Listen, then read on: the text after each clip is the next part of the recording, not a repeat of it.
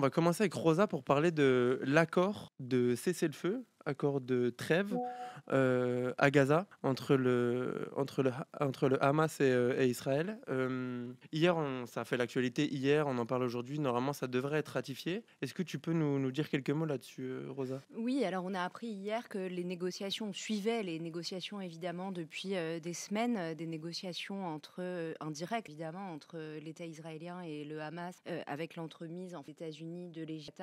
Cet accord on l'attend depuis 15 mois de guerre, 4 jours où l'armée israélienne a déversé un déluge de bombes sur la population palestinienne de la bande de Gaza. Et hier, ce qui s'est passé, c'est que le Hamas a donné son accord, a-t-on posé et négocié. Il fallait encore qu'aujourd'hui, le gouvernement israélien ratifie cet accord, que Netanyahou ratifie cet accord, apparemment, étant donné que cet accord prévoit à la fois un cessez-le-feu et la libération des otages qui restent, des otages israéliens de Gaza, contre deux prisonniers palestiniens arbitrairement tenus dans les israéliennes. Ils avaient déjà fait cet échange. Il y avait déjà eu un premier échange, une première trêve, mais qui n'avait pas tenu, mais qui avait permis la libération d'otages et de prisonniers palestiniens. Là, visiblement, ça a chopé encore un peu sur le nom d'un certain nombre de prisonniers palestiniens importants qui pensaient être libérés dans cette nouvelle phase. Donc, il y avait encore une petite incertitude, mais normalement, étant donné la pression internationale qui est mise au gouvernement Netanyahou et notamment par Washington, on devrait aboutir à ça. Et parmi les prisonniers palestiniens qui pourraient être libérés, on parle notamment de Marwan Barghouti, qui est un leader très important, un leader extrêmement populaire, qui pourrait être en position d'aller vers la figure qui pourrait négocier des accords paix, mais on parle aussi d'une libération qui serait conditionnée à un exil ailleurs qu'en Palestine. Donc, Oui, c'est ce qu'on retrouve dans le papier que Pierre Barbancet a fait hier et publié dans le journal de ce matin.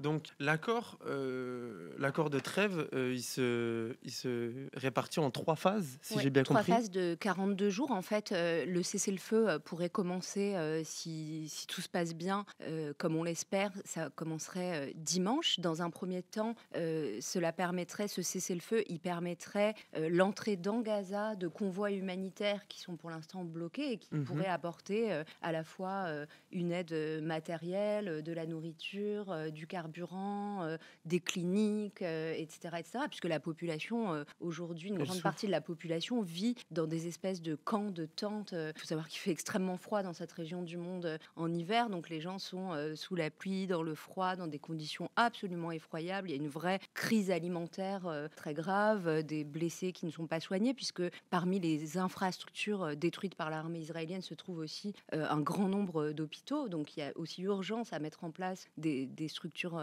sanitaires. Donc cette première phase, elle pourrait permettre l'entrée de convois humanitaires. L'armée israélienne se retirerait dans des zones tampons autour de la frontière avec Israël, une zone tampon d'1 kilomètre. Il y a toujours une incertitude sur les zones contrôlées par l'armée israélienne qui coupent en fait le territoire d'est en ouest. Voilà, il y en a combien? 2, 3 de ces corridors? Je ne sais plus exactement, mais il y en a en tout cas un principal qui permet à l'armée israélienne de contrôler que les Palestiniens ne rentrent pas chez eux et ne stoppent pas des zones où c'est ça, c'est celui qui coupe entre le nord et le sud et ça permet de filtrer. C'est d'est en ouest plutôt, voilà, qui permettent de filtrer. Et une fois que cela serait fait, la libération des otages se ferait en plusieurs phases. Donc on parle de 94 otages qui seraient libérés. Dans une première phase, 33 d'entre eux, essentiellement les femmes, les enfants, les personnes de plus de 50 ans. Mais là aussi, ce serait perlé en fait. Ça se ferait sur une assez longue période.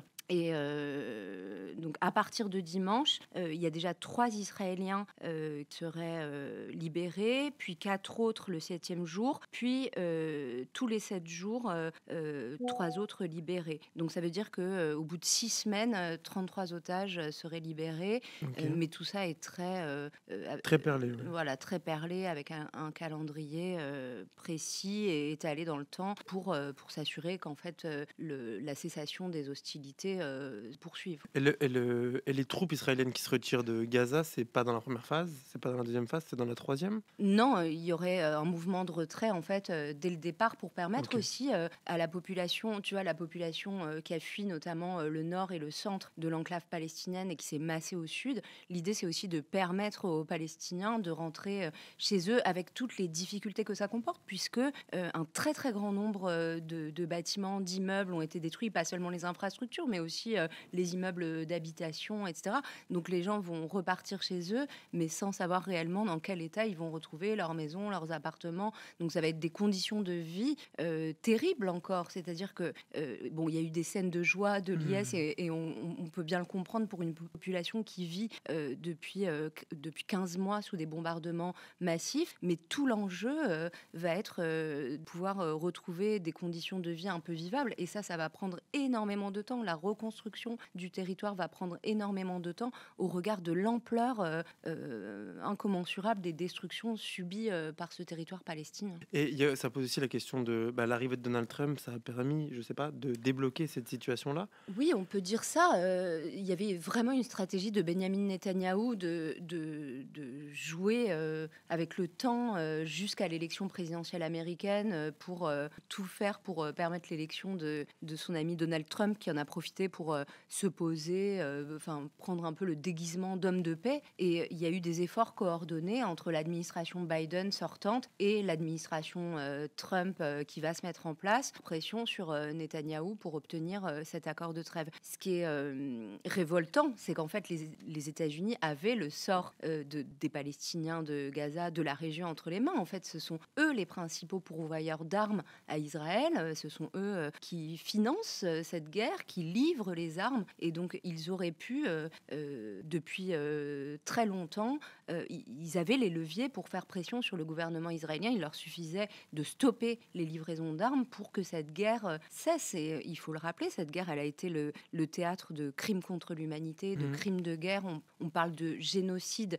C'est pas seulement l'humanité qui parle de génocide. Il y a une procédure devant la Cour internationale de justice qui a déjà mis en demeure Israël de tout faire pour empêcher la commission d'un génocide à Gaza. Et un certain nombre d'ONG, d'organisations, je pense notamment à Amnesty International, ont collecté des preuves intangible de l'intentionnalité en fait de ces crimes de guerre et de ce génocide. Et pourquoi avec Donald Trump ça change? Enfin, et c'est ces méthodes qui ont permis de faire avancer C'est surtout cet accord? qu'il est en ligne avec Benjamin Netanyahou. Ok. Ils appartiennent à la même famille politique, celle d'une droite extrême, pour ne pas dire d'une extrême droite, qu'il y a entre eux une vraie complicité. Ils avaient travaillé ensemble côte à côte au moment du premier mandat de Donald Trump. Et d'ailleurs, Trump, il avait été le promoteur d'une politique qui est celle des accords d'Abraham. Il avait poussé les pays arabes à normaliser leurs relations diplomatiques avec Israël, tout en rejetant la question palestinienne à l'arrière-plan pour essayer de la faire passer, non pas pour une question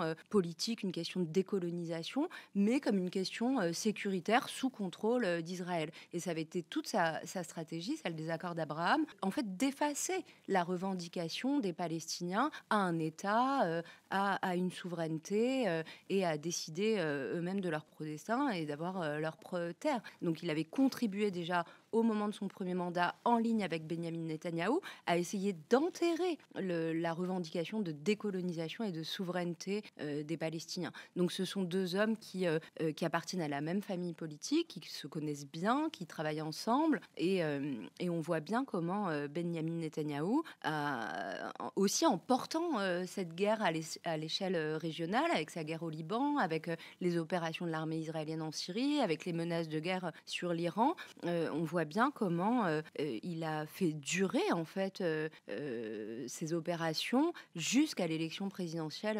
américaine. Donc il y a tous ces calculs aussi qui rentrent en ligne de compte. Et est-ce que cet accord de trêve transformé en accord de paix, est-ce que c'est possible? Est-ce que c'est imaginable? C'est l'espoir qu'il faut nourrir, et en même temps ça se fera absolument pas dans l'immédiat. Il va falloir un rapport de force aussi dans ce sens-là. Trump, ce n'est pas du tout sa ligne politique. Sa ligne politique, c'est pas du tout celle de l'établissement d'un État palestinien dans les frontières de 67, à côté de l'État d'Israël. Donc là, il y aurait une carte européenne à jouer que malheureusement l'Union européenne ne joue. L'Union européenne, la France, devrait pouvoir peser dans ce sens-là.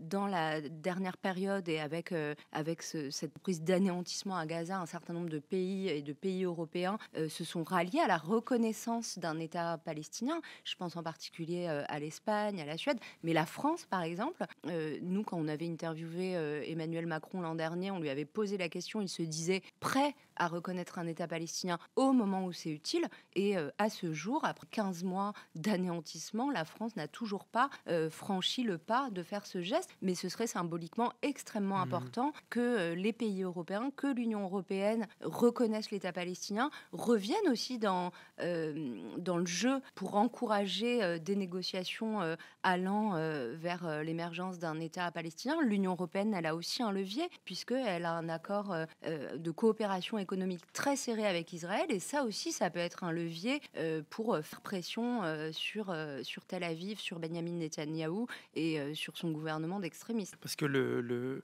l'accord, il a été fait à Doha, au Qatar, c'est ça? Oui. Et l'Union européenne, il n'y a aucun acteur de l'Union européenne pas du tout autour de dans la le table. jeu. C'est vraiment D'accord. cet accord, il est parrainé par les États-Unis, par l'Égypte, par le Qatar. Et on voit bien comment l'Union européenne a été mise complètement hors jeu, comment la France, qui jouait aussi un rôle important au Proche-Orient, a été elle aussi mise complètement sur la touche. Mais c'est aussi lié à la diplomatie erratique qui est celle d'Emmanuel Macron, qui s'est mis complètement dans les roues du gouvernement Netanyahou. On se souvient qu'au lendemain des attaques du 7 octobre et alors que la guerre faisait déjà rage à Gaza, la seule proposition qu'avait trouvée Emmanuel Macron, c'était de proposer une coalition internationale pour aller se battre aux côtés des Israéliens à Gaza, ce qui était complètement ridicule. Même son entourage était gêné et au final, cette proposition a été enterrée. Mais au regard de ce qu'a pu être l'engagement de la France dans cette région, qui avait pesé justement en faveur, par exemple, des accords d'Oslo,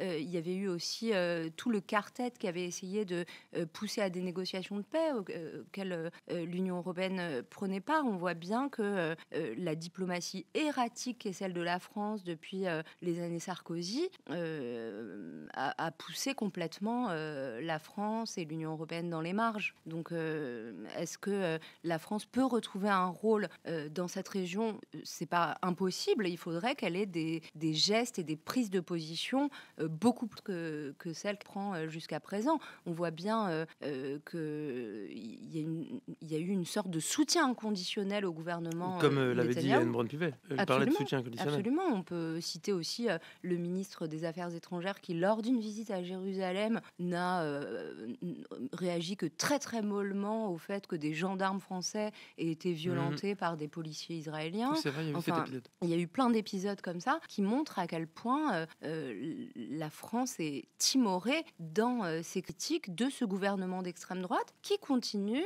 une politique illégale d'occupation, de colonisation, aussi en Cisjordanie. On parle de Gaza et c'est bien normal au regard de ce qui a été infligé aux Palestiniens de Gaza, mais en Cisjordanie aussi, les autorités israéliennes, l'armée israélienne, les colons continuent de se rendre coupables d'exactions qui pourraient faire l'objet aussi d'enquêtes de la justice internationale. On rappelle que, je citais tout à l'heure la CIJ qui a mis en garde contre un risque de génocide à Gaza, mais la Cour pénale internationale a délivré aussi un mandat d'arrêt contre Benjamin Netanyahou et son ex-ministre de la Défense pour crimes de guerre et crimes contre l'humanité, ce qui veut dire qu'en réalité, s'il voyageait dans un des pays partie prenante au statut de Rome, il devrait être arrêté et livré à la Cour pénale internationale pour être jugé pour ces crimes. Mais là, on parle à l'occasion des célébrations de l'anniversaire de la libération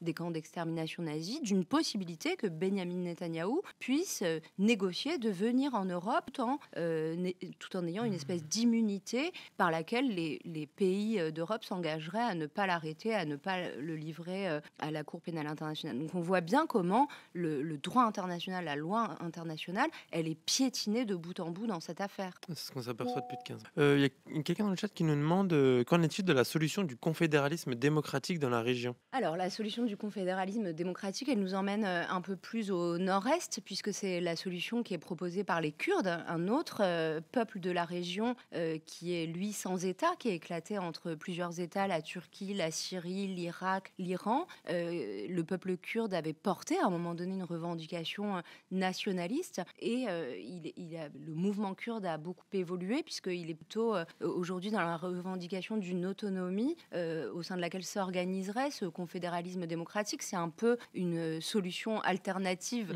aux États-nations, mais c'est pour le coup vraiment une idée portée par les Kurdes. Les Palestiniens, aujourd'hui, ils sont dans la revendication d'un État palestinien reconnu qui leur permette d'exercer leur souveraineté et de se défaire de cette domination coloniale d'Israël. Et ça permet aussi de revenir à Marwan Berghouti. On a fait beaucoup d'articles sur le site internet de l'Humanité et dans l'Humanité sur Marwan Berghouti parce que c'est un personnage extrêmement important, méconnu en Palestine, enfin méconnu en France. Parce qu'en Palestine, il est très populaire. Connu, mais en France, il est très peu connu et c'est important de savoir qui c'est, ce qu'il a fait et ce qu'il est capable de faire. C'est un personnage hyper important et je vous invite tous à aller le découvrir sur le site de l'Humanité.